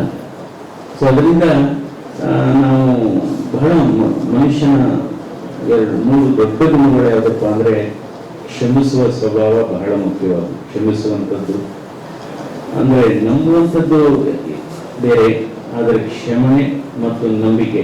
ಯಾರೋ ನಮ್ಮ ಸ್ನೇಹಿತರು ಬಹಳ ಚಿಕ್ಕ ವಯಸ್ಸಿನಿಂದ ಜೊತೆಯಲ್ಲೇ ಇರ್ತವೆ, ನಿರಂತರವಾಗಿ ನಾನು ಇದೆಲ್ಲ ನೋಡ್ತೇನೆ. ಸೊ ಆದರೂ ಕೂಡ ಮೋಸ ಆದಂಥ ಸಂದರ್ಭದಲ್ಲಿ ಕ್ಷಮಿಸಬೇಕು, ಆದರೆ ನಂಬಬಾರದು ಅಂತ ಹೇಳ್ತೇವೆ. ಸೊ ಅದರಿಂದ ಈ ರೀತಿಯ ನಾವು ಮನೋಭಾವಗಳನ್ನು ನಾವು ಮಾಡಬೇಕಾಗುತ್ತೆ. ಇನ್ನೊಂದು ಬಹುಶಃ ಮನುಷ್ಯ ಕಂಡಿಡಿದ 2 ಕೆಟ್ಟ ವಸ್ತುಗಳು ನನ್ನ ಅರ್ಥದಲ್ಲಿ, ಒಂದು ದುಡ್ಡು, ಇನ್ನೊಂದು ಮೊಬೈಲ್ ಫೋನ್ ಅಂತ ಹೇಳಬೇಕಾಗುತ್ತೆ. ದುಡ್ಡು ಮತ್ತು ಮೊಬೈಲ್ ಫೋನ್. ಈಗ ನೋಡಿ, ಭಾರವಿಲ್ಲದ ದುಡ್ಡಿಗೆ ಭಾವನೆ ಅರ್ಥ ಆಗಲ್ವಂತೆ ಯಾವಾಗಲೂ. ಅದು ಬಿಟ್ಬಿಡೋಣ. 2ನೇ ವಿಚಾರ ಏನು ಅಂದ್ರೆ, ಇವತ್ತು ಸಾಮಾಜಿಕ ಜಾಲತಾಣ ಹೇಳದೆ ಆದ್ರೆ, ಇವತ್ತು ಭಾರತ ದೇಶದಲ್ಲಿ ಎಷ್ಟು 142 ಕೋಟಿ ಜನಸಂಖ್ಯೆ ಇದ್ದೇವೆ. ನಾವು ಮೊಬೈಲ್ ಫೋನ್ ಎಷ್ಟಿದೆ? ಬಹುಶಃ 1,10,00,000 110 ಕೋಟಿ ಅಂತಾರೆ, ಕೆಲವರು 2 ಇಟ್ಕೊಂಡಿರೋದ್ರಿಂದ 120 ಕೋಟಿ ಮೊಬೈಲ್ ಫೋನ್ ಅಂತಿದೆ. ಬಟ್ ಇವತ್ತು ಭಾರತ ದೇಶ ಮೊಬೈಲ್ ಫೋನ್ ನಲ್ಲಿ ನೋಡಿ, ಇವತ್ತು ಭಾರತ ದೇಶ ಮೊಬೈಲ್ ಫೋನ್ ಉತ್ಪಾದನೆಯಲ್ಲಿ ಮುಂಚೂಣಿಯಲ್ಲಿದೆ. Every 4th mobile phone sold in United state is from India. ಆಮೇಲೆ ಇನ್ನೊಂದು ಔಷಧಿ ತಯಾರಿಕೆಯಲ್ಲೂ ಅಷ್ಟೇ, ಪ್ರತಿ 3 ಟ್ಯಾಬ್ಲೆಟ್, 3ನೇ ಟ್ಯಾಬ್ಲೆಟ್ ವಿಶ್ವದಲ್ಲಿ ಇದು ನುಗ್ತಾ ಇರೋದು ಭಾರತ ದೇಶದ tablet. The 3rd tablet that is sold in any country from India. So ಈ ರೀತಿ ನಾವು ಬಹಳ ಮುಂದುವರೆದಿದ್ದೇವೆ. ಬಟ್ ಈ ತಂತ್ರಜ್ಞಾನದಲ್ಲಿ ಅಥವಾ ಆಧುನೀಕರಣದಲ್ಲಿ ನಾವು ಕಳೆದೋಗಬಾರ್ದು. ನಮ್ಮ ಸಂಸ್ಕಾರವನ್ನು ಮುಂದುವರಿಸ್ಕೊಂಡು ಹೋಗ್ಬೇಕು, ಮಾನವೀಯತೆಯನ್ನು ಮುಂದುವರಿಸ್ಕೊಂಡು ಹೋಗ್ಬೇಕು, ಹೃದಯವಂತಿಕೆಯನ್ನ. ಅದಕ್ಕೆ ನಾವು ಹೇಳ್ತೇವೆ, ಬುದ್ಧಿವಂತಿಕೆ ಇದ್ದರೆ ಸಾಲದು, ಹೃದಯವಂತಿಕೆ ಇರಬೇಕು. ಅದೇ ರೀತಿ ಕೌಶಲ್ಯತೆ ಇದ್ದರೆ ಸಾಲದು, ಕರುಣೆ ಇರಬೇಕಾಗುತ್ತೆ. ಅದೇ ರೀತಿ ಗಣಕೀಕರಣ ಇದ್ದರೆ ಸಾಲದು, ಅದು ಉದಾರೀಕರಣ ಕೂಡ ಇರಬೇಕಾಗುತ್ತೆ. ಅನುದಾನ ಇದ್ದರೆ ಸಾಲದು, ಅನುಷ್ಠಾನ ಬಹಳ ಮುಖ್ಯ. ಸೊ ಈ ರೀತಿ ನಾವು ಸಮಾಜದಲ್ಲಿ ಬದಲಾವಣೆ ಮಾಡಬೇಕು. ಇವತ್ತು ಸಾಮಾಜಿಕ ಜಾಲತಾಣ ಏನಾಗ್ತಾ ಇದೆ ಇವತ್ತು ನಮ್ಮ ದೇಶದಲ್ಲಿ ಅಥವಾ ಇಡೀ ಪ್ರಪಂಚದಲ್ಲಿ, ಒಟ್ಟು ಇದು ಅದರಿಂದ ಒಳ್ಳೆಯದು ಆಗ್ತಾ ಇದೆ, ಅದರಿಂದ ಕೆಟ್ಟದ್ದು ಆಗ್ತಾ ಇದೆ. ನನ್ನ ಅರ್ಥದಲ್ಲಿ ಸಾಮಾಜಿಕ ಜಾಲತಾಣ ಇವತ್ತು ಸಮಾಜವನ್ನ ಜಾಲಾಡ್ತಾ ಇದೆ ಅಂತಾನೆ ಹೇಳ್ಬೇಕಾಗುತ್ತೆ. ನಾವು ಏನು ಅಂತರ್ಜಾಲ ಅಂತ ಹೇಳ್ತೀವಿ. ಇವತ್ತು ಅಂತರ್ಜಾಲದ ಅವಳಿ ಜಾಸ್ತಿ ಆಗ್ತಿದೆ, ಅಂತರ್ಜಲ ಕುಸಿತಾ ಇದೆ. ಅಂತರ್ಜಾಲ ಜಾಸ್ತಿ ಇವತ್ತು ಸಾಮಾಜಿಕ ಜಾಲತಾಣದಲ್ಲಿ ಬರೋದು ಎಲ್ಲ ನಿಜ ಅಲ್ಲ. ಎಷ್ಟು ಸರಿ ನೋಡಿ, ಈಗ ಯಾರೋ ನೋಬಲ್ ಲಾರಿಯೇಟ್ ಹೆಸರು ಹಾಕ್ಬಿಟ್ಟು ಏನ್ ಬೇಕಾದ್ರೂ ತಿನ್ಬೋದು, ಜಿಡ್ಡು ಪದಾರ್ಥಕ್ಕೂ ಹಾರ್ಟ್ ಅಟ್ಯಾಕ್ಗೂ ಸಂಬಂಧ ಇಲ್ಲ, ಕೊಲೆಸ್ಟ್ರಾಲ್ಗೂ ಅದಕ್ಕೂ ಸಂಬಂಧ ಇಲ್ಲ ಅಂತ ಬರುತ್ತೆ. ಅದು ಅಂದ್ರೆ ಅದರಿಂದ ಇವತ್ತು ಸಾಮಾಜಿಕ ಜಾಲತಾಣದಲ್ಲಿ ಬರತಕ್ಕಂಥ ವಿಚಾರಗಳ ಬಗ್ಗೆ ಹೆಚ್ಚು ಒಂದು ನಿರ್ಬಂಧನೆ ಇರಬೇಕಾಗುತ್ತೆ. ಅದರ ಕಂಟೆಂಟ್ ಬಗ್ಗೆ, ಪ್ರವಾಸಿ ಬಗ್ಗೆ ಈಗ ಆಲ್ರೆಡಿ ನಾವು ಮಾತಾಡ್ತಾ ಇದ್ದೇವೆ. ಸೊ ಇಷ್ಟಾಗಿ ನಾವು ಈ ಸಮಾಜದ ಶುದ್ಧೀಕರಣ ಅಂದ್ರೆ, ನಾವು ಏನಾಗುತ್ತೆ ನಮ್ಮ ದೇಶದಲ್ಲಿ ಯಾವ ರೀತಿ ಇದೆ ಅಂದ್ರೆ, ಸಲಹೆ ಕೊಡಿ ಅಂದ್ರೆ 1,000 ಜನ ಬರ್ತಾರೆ, ಆದ್ರೆ ಸಹಾಯ ಮಾಡಿ ಅಂತ ಕೇಳಿದಾಗ ಬಹುಶಃ ಬಹಳ ಕಡಿಮೆ. ನಾನು ನೋಡಿದ್ದೇನೆ, ನೀವು ಈ ರೋಗಿಗೆ 50,000 ಡಿಸ್ಕೌಂಟ್ ಕೊಡಬೇಕು ಸರ್, ಬಹಳ ಬಡತನ ಹಿನ್ನೆಲೆ ಇದೆ, ಆಯ್ತು ಕೊಡೋಣ. ಅದೇ ಸಂದರ್ಭದಲ್ಲಿ ನಾನು ಕೇಳಿ ನೀವೇನಾಗಬೇಕು ಅವರಿಗೆ, ಇಲ್ಲ ನಾನು ಅವ್ರಿಗೆ ಸೋದರ ಮಾವ ಆಗಬೇಕು ಅಥವಾ ನಾನು ಅವ್ರ ಅಣ್ಣ ಆಗಬೇಕು ಅಂತ ಹೇಳಿದಾಗ, ನಂದೊಂದು ಬೇಡಿಕೆ ಇದೆ, ನೀವು 1 ಬಾಟ್ಲು ಬ್ಲಡ್ ಕೊಟ್ಟರೆ, ರಕ್ತ ಕೊಟ್ಟರೆ ಬಹಳ ಅನುಕೂಲ ಆಗುತ್ತೆ. ಸೊ ಇನ್ನು 5 ನಿಮಿಷಕ್ಕೆ ಅವರು ಸ್ಥಳದಲ್ಲೇ ಇಲ್ಲ. ಸೊ ಅದರಿಂದ ಸೊ ನೋಡಿ, ಯಾವಾಗಲೂ ಅಷ್ಟೇ ನಾವು ಯಾವ ರೀತಿ ಕೆಲಸ ಮಾಡಬೇಕು ಅಂದರೆ, ನಾವು ಉಸಿರಿರುವಾಗ ಹೆಸರು ಮಾಡಬೇಕು, ಉಸಿರಿರುವಾಗ ಹೆಸರು ಮಾಡಬೇಕಾಗುತ್ತೆ. ಅದೇ ರೀತಿ ಹೆಸರು ಹೇಳಿದರೆ ಕೆಲಸ ಆಗಬೇಕು, ಆ ರೀತಿ ನಾವು ಕೆಲಸವನ್ನು ಮಾಡಬೇಕು. ಸೊ ಯಾವುದೇ ಇದ್ರೂ ಅಷ್ಟೇ, ನಾವು ತುಂಬ ನೋಡಿ, ಇದು ನೀರಿನಲ್ಲಿ ಸ್ನಾನ ಮಾಡ್ತೇವೆ, ಅದೇ ಬೆವರಿನಲ್ಲಿ ಸ್ನಾನ ಮಾಡಿದರೆ ಅವನು ಇತಿಹಾಸವನ್ನು ಬದಲಾಯಿಸುವ ಪ್ರತಿಯೊಬ್ಬರಿಗೂ ಅವಕಾಶ ಇದೆ.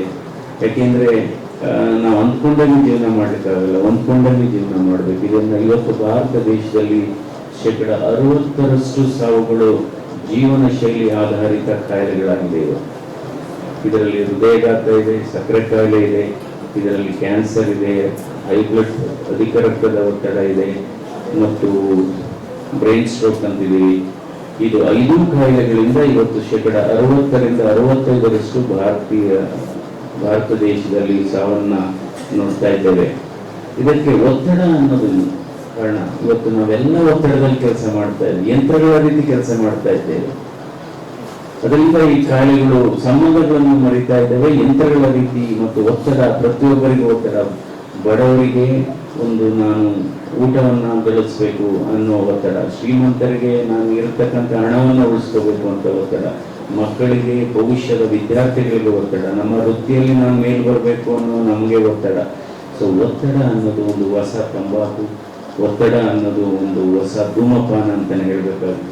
ನಮ್ಮ ಮುಂದೆ ಇರತಕ್ಕಂಥದ್ದು ಒತ್ತಡವನ್ನು ಆದಷ್ಟು ಕಡಿಮೆ ಮಾಡ್ಕೋಬೇಕು, ಕೋಪ ಮಾಡ್ಕೋಬಾರ್ದು. ಅಥವಾ there is a difference between discussion and argument.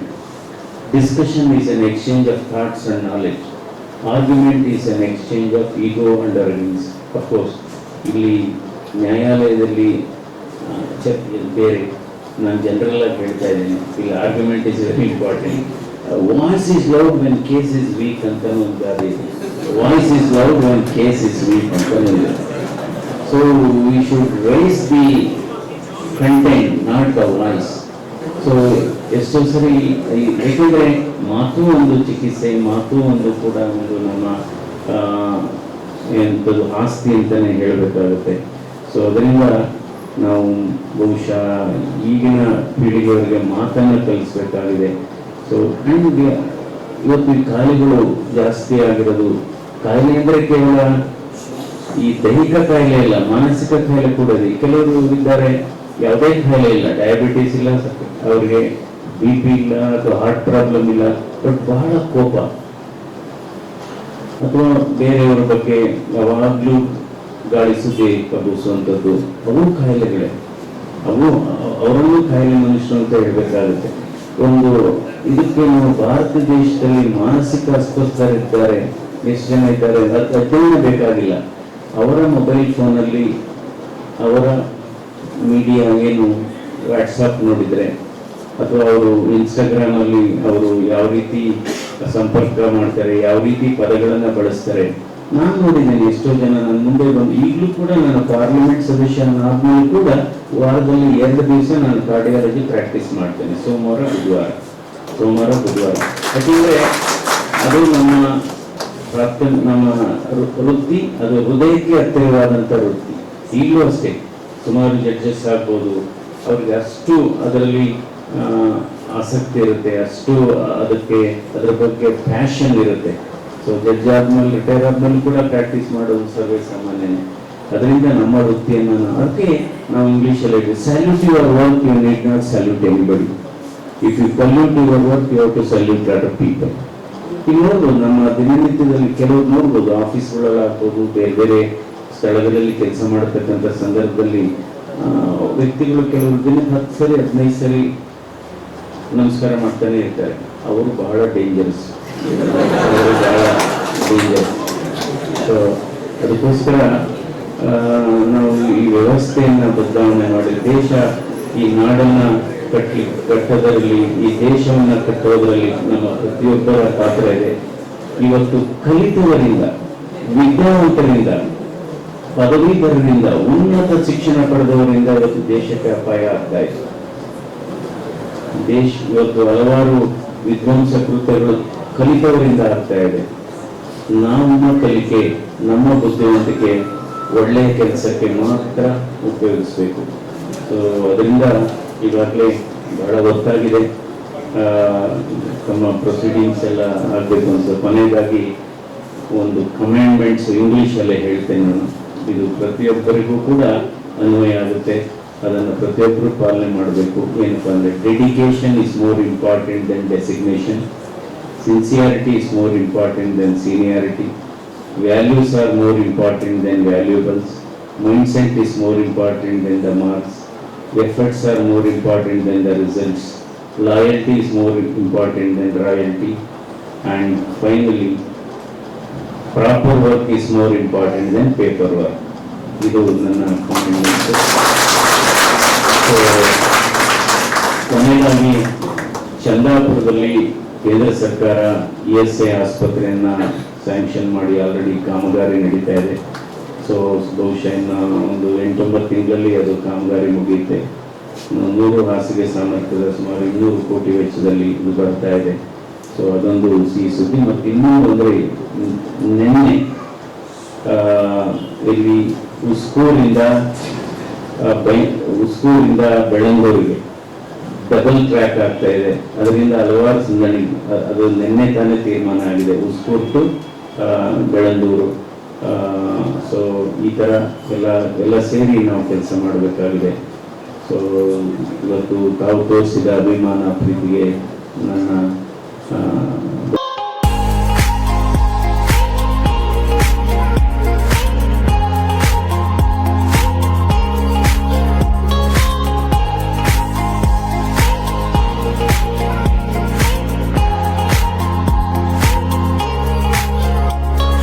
Anekal ವಕೀಲರ ಸಂಘದಲ್ಲಿ ಕನ್ನಡ ರಾಜ್ಯೋತ್ಸವ ಕಾರ್ಯಕ್ರಮಕ್ಕೆ ನಾನು ಪಾಲ್ಗೊಂಡಿದ್ದೇನೆ. ಸೊ ಬಹಳ ವಿಜೃಂಭಣೆಯಿಂದ, ಬಹಳ ಉತ್ಸಾಹದಿಂದ, ಉರುಪಿನಿಂದ ಇವತ್ತು ಕನ್ನಡ ರಾಜ್ಯೋತ್ಸವವನ್ನು ಆಚರಣೆ ಮಾಡಿದ್ದಾರೆ. ಸೊ ಇದಕ್ಕೆ ಬಹಳ ಒಂದು ಸಂತೋಷ ಆಗಿದೆ. ಯಾಕೆಂದರೆ ನಾವು ನವಂಬರಲ್ಲಿ ಕನ್ನಡ ರಾಜ್ಯೋತ್ಸವ ಮಾಡ್ತೀವಿ, ಬಟ್ ಅದು ದಿನನಿತ್ಯ ಕನ್ನಡ ರಾಜ್ಯೋತ್ಸವವನ್ನು ನಾವು ಆಚರಣೆ ಮಾಡಬೇಕು. ನಮ್ಮ ದಿನಚರಿಯಲ್ಲಿ, ನಮ್ಮ ದಿನನಿತ್ಯದ ಕಾರ್ಯಕಲಾಪಗಳಲ್ಲಿ ಮಾಡಬೇಕು. ಸೊ ಕನ್ನಡಕವಾಗಿರಬಾರ್ದು, ಕನ್ನಡ ಕಣ್ಣಾಗಿರಬೇಕು. ಅದು ನಮ್ಮ ಮಾತೃಭಾಷೆ.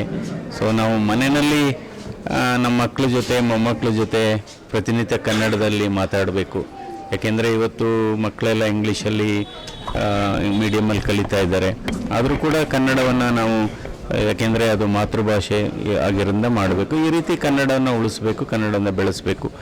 ಸೊ ಎಲ್ಲ ವೃತ್ತಿಗಳಲ್ಲೂ ಕೂಡ ಕನ್ನಡವನ್ನು ನಾವು ಹೆಚ್ಚು ಬಳಸಬೇಕು. ಆನೇಕಲ್ ವಕೀಲರ ಸಂಘದಲ್ಲಿ ಕನ್ನಡ ರಾಜ್ಯೋತ್ಸವವನ್ನು ಹಮ್ಮಿಕೊಂಡಿದ್ವಿ. ಈ ಕನ್ನಡ ರಾಜ್ಯೋತ್ಸವದ ಸಮಾರಂಭಕ್ಕೆ ನಮ್ಮ ಹೆಮ್ಮೆಯ ಸಂಸದರು ಬಂದು ಅತ್ಯಂತ ಮೌಲ್ಯಯುತವಾದಂಥ ಮಾತುಗಳನ್ನಾಡಿದ್ದಾರೆ. ಅವರಿಗೆ ನಾವು ವಕೀಲರ ಸಂಘದ ಪರವಾಗಿ ನಾವು ಧನ್ಯವಾದಗಳನ್ನು ತಿಳಿಸ್ತೇನೆ. ಅದೇ ರೀತಿಯಲ್ಲಿ ಇವತ್ತು ಕೆಲವು ಟ್ರಾಫಿಕ್ ಜಾಮ್ ವಿಚಾರಗಳ ಬಗ್ಗೆ ಮತ್ತು ಮೇಲ್ಸೇತುವೆ ನಿರ್ಮಾಣ ಮಾಡೋದ್ರ ಬಗ್ಗೆ ಮಾನ್ಯ ಸಂಸದರಿಗೆ ನಾವು ಸಾರ್ವಜನಿಕರ ಪರವಾಗಿ ಒಂದು ಮನವಿಯನ್ನು ಕೊಟ್ಟಿದ್ದೇವೆ. ಬಹುಶಃ ಅದಕ್ಕೆ ಸ್ಪಂದನೆ ಸಿಗುತ್ತೆ ಅಂತೇಳಿ ನಾನು ಭಾವಿಸಿದ್ದೇನೆ. ಜೊತೆಗೆ ಇವತ್ತು ಗಡಿನಾಡು ಪ್ರದೇಶ ಆಗಿರ್ತಕ್ಕಂಥ ಸಂದರ್ಭದಲ್ಲಿ ಕನ್ನಡ ಶಾಲೆಗಳು ಮುಚ್ಚೋಗ್ತಾ ಇದ್ದಾವೆ ಅಂಥೇಳಿ ಅನೇಕ ಜನರು ಮಾತಾಡ್ತಾರೆ. ಆದರೆ ಕನ್ನಡ ಫ್ಲಾಗ್ಗಳನ್ನು ಹಾಕ್ಕೊಂಡು ಕನ್ನಡ ಉದ್ಧಾರ ಆಗಬೇಕು ಅಂತೇಳಿ ಮಾತುಗಳಿಂದ ಹೇಳಿದ್ರೆ ಆಗೋದಿಲ್ಲ. ಯಾಕೆ ಅಂತಂದರೆ ನಮ್ಮ ಮಕ್ಕಳುಗಳನ್ನು ಆಂಗ್ಲ ಶಾಲೆಗಳಿಗೆ ಸೇರಿಸಿ ಕನ್ನಡ ಶಾಲೆಗಳು ಮುಚ್ಚೋಗ್ತಾ ಇದೆ ಅಂತ ಅನ್ನುವ ಮಾತಿದೆಯಲ್ಲ, ಅಂತಕರೇ ಸಂತಾಪ ಸಭೆಗಳನ್ನು ಮಾಡದಂತೆ ಆಗ್ತೈತೆ ಅದು. ಹಾಗಾಗಿ ನಾವು ಕನ್ನಡ ಶಾಲೆಗಳು ಉಳಿಬೇಕು ಅಂತಂದರೆ ನಾವು ನಮ್ಮ ಮಕ್ಕಳನ್ನು ಕನ್ನಡ ಶಾಲೆಗಳಿಗೆ ಸೇರಿಸಬೇಕು. ಅದೇ ರೀತಿಯಲ್ಲಿ ರಾಜಕೀಯ ಕಾರಣಗಳಿಗಾಗಿ ಇವತ್ತೇನು ಉತ್ತರ ಕರ್ನಾಟಕದಲ್ಲಿ ಪ್ರತ್ಯೇಕ ರಾಜ್ಯದ ಕೂಗು ಎದ್ದಿದೆಯಲ್ಲ, ಅದು ಅತ್ಯಂತ ಕಠಿಣ ಶಬ್ದಗಳಲ್ಲಿ ಆನೇಕಲ್ ವಕೀಲರ ಸಂಘ ಅದನ್ನು ಖಂಡಿಸುತ್ತೆ. ರಾಜಕೀಯ ಕಾರಣಗಳು ಏನೇ ಇರ್ಬೋದು, ಈ ಅಖಂಡ ಕರ್ನಾಟಕವನ್ನು ಉಳಿಸಬೇಕು, ನಾವೆಲ್ಲ ಅಖಂಡ ಕರ್ನಾಟಕದಲ್ಲೇ ಇರಬೇಕು. ಆ ಪ್ರತ್ಯೇಕದ ಕೂಗು ಕೇವಲ ನಿಮ್ಮ ರಾಜಕೀಯದ ಘೋಷಣೆ ಆಗಿರಲಿ, ಅದಕ್ಕೆ ಯಾವುದೇ ಕಾರಣಕ್ಕೂ ರಾಜ್ಯವನ್ನು ಒಡೆಯೋದನ್ನು ನಾವು ಬೆಂಬಲಿಸೋದಿಲ್ಲ. ಮತ್ತು ಇಡೀ ರಾಜ್ಯಾದ್ಯಂತ ಅಂತ ವಿಚಾರ ಏನಾದರೂ ಬಂದರೆ ವಕೀಲರು ಅದರ ವಿರುದ್ಧವಾಗಿ ನಿಂತ್ಕೋತೀವಿ ಅಂತೇಳಿ ನಾನು ಈ ಮೂಲಕ ಹೇಳಲಿಕ್ಕೆ ಬಯಸ್ತೇನೆ. ಕನ್ನಡ ರಾಜ್ಯೋತ್ಸವ ಮಾಡ್ತಿದ್ದೆ, ಬಟ್ ಕೋರ್ಟ್ನಲ್ಲಿ ಸಹ ಕೆಲವೊಂದು ವ್ಯವಹಾರದಲ್ಲ ಇಂಗ್ಲಿಷ್ ಜಡ್ಜ್ಮೆಂಟ್ ಆಗಿರ್ಬೋದು ಮತ್ತು ಇಂಗ್ಲಿಷ್ ನಡೆಯುತ್ತಲ್ಲ, ಅದನ್ನು ನೀವು ಯಾಕೆ ಕನ್ನಡ ತರಬಹುದಲ್ಲ? ಈಗಾಗಲೇ ಆ ನಿಟ್ಟಿನಲ್ಲಿ ಅನೇಕ ಜನರು ತೊಡಗಿಸೋದಾವೆ. ಗ್ರಾಮಾಂತರ ಪ್ರದೇಶಗಳಿಂದ ಬಂದಿರತಕ್ಕಂಥ ನಾವುಗಳು ಕನ್ನಡದ ಅತ್ಯಂತ ಎಲ್ಲ ಪುಸ್ತಕಗಳು ಕೂಡ ಇಂಗ್ಲಿಷ್ನಲ್ಲೇ ಇದ್ದಿದ್ದ ಕಾರಣಕ್ಕಾಗಿ ಗ್ರಾಮಾಂತರ ಪ್ರದೇಶಗಳಿಂದ ಕಾನೂನು ಅಭ್ಯಾಸ ಮಾಡೋಕ್ಕೆ ಹೋಗಿದ್ದಾಗ ಬಹಳ ತೊಂದರೆಯನ್ನು ಅನುಭವಿಸಿದ್ದೇವೆ. ಕಾಲಕ್ರಮೇಣ ಅದು ಕನ್ನಡದ ತರ್ಜುಮೆ ಕೂಡ ಬಂದಿದೆ. ಈಗಾಗಲೇ ನಾವು ಅನೇಕ ಜನರು ಕನ್ನಡದಲ್ಲೇನೆ ನಾವು ವಾದಗಳನ್ನು ಮಂಡಿಸುವಂಥದ್ದು, ವಾದ ಪತ್ರಗಳು ಮತ್ತು ಪ್ರತಿವಾದ ಪತ್ರಗಳನ್ನು ಕನ್ನಡದಲ್ಲೇನೆ ಕೂಡ ಹಾಕೋದು, ಮತ್ತು ನಮ್ಮ ವಾದಗಳನ್ನು ಕನ್ನಡದಲ್ಲೇ ಮಂಡಿಸೋದಕ್ಕೆ ನಾವು ನ್ಯಾಯಾಲಯಗಳಲ್ಲಿ ಮಾಡ್ತಾ ಇದ್ದೀವಿ. ಅದಕ್ಕಾಗಿ ಹಂತ ಹಂತವಾಗಿ ಬಹುಶಃ ಅದು ಚೇಂಜ್ ಆಗುತ್ತೆ. Thank you. ನಮ್ಮ ವಕೀಲರ ಸಂಘದ ಅಧ್ಯಕ್ಷರಾದಂತಹ YP ಪ್ರಕಾಶ್ ಸರ್ ಅವರ ನೇತೃತ್ವದಲ್ಲಿ ಇಂದು ಕನ್ನಡ ರಾಜ್ಯೋತ್ಸವ 70ನೇ ವರ್ಷದ ಕನ್ನಡ ರಾಜ್ಯೋತ್ಸವ ಕಾರ್ಯಕ್ರಮವನ್ನು ವಿಜೃಂಭಣೆಯಿಂದ ಆಯೋಜನೆ ಮಾಡಲಾಗಿತ್ತು. ಈ ಒಂದು ಕಾರ್ಯಕ್ರಮಕ್ಕೆ ನಮ್ಮ ನೆಚ್ಚಿನ ಲೋಕಸಭಾ ಸದಸ್ಯರಾದಂತಹ CN ಡಾಕ್ಟರ್ ಮಂಜುನಾಥ್ ಸರ್ ಅವರು ವಿಶೇಷವಾಗಿ ಈ ಒಂದು ಕಾರ್ಯಕ್ರಮಕ್ಕೆ ಆಗಮಿಸಿದರು. ಈ ಒಂದು ಕಾರ್ಯಕ್ರಮವನ್ನು ಆಯೋಜನೆ ಮಾಡಿದಂತಹ ನನ್ನ ಆನೇಕಲ್ ತಾಲೂಕಿನ ವಕೀಲ ಸಂಘದ ಎಲ್ಲ ಪದಾಧಿಕಾರಿಗಳು, ಅಧ್ಯಕ್ಷರು ಹಾಗೂ ಎಲ್ಲ ವಕೀಲ ಮಿತ್ರರಿಗೂ ನಾನು ಈ ಸಂದರ್ಭದಲ್ಲಿ ಅಭಿನಂದನೆಯನ್ನು ಸಲ್ಲಿಸೋದಕ್ಕೆ ಇಷ್ಟಪಡ್ತೀನಿ. ಜೊತೆಗೆ ಎಲ್ಲರಿಗೂ ಕನ್ನಡ ರಾಜ್ಯೋತ್ಸವದ ಶುಭಾಶಯಗಳನ್ನು ತಿಳಿಸೋದಕ್ಕೆ ಇಷ್ಟಪಡ್ತಾ ಇದ್ದೀನಿ.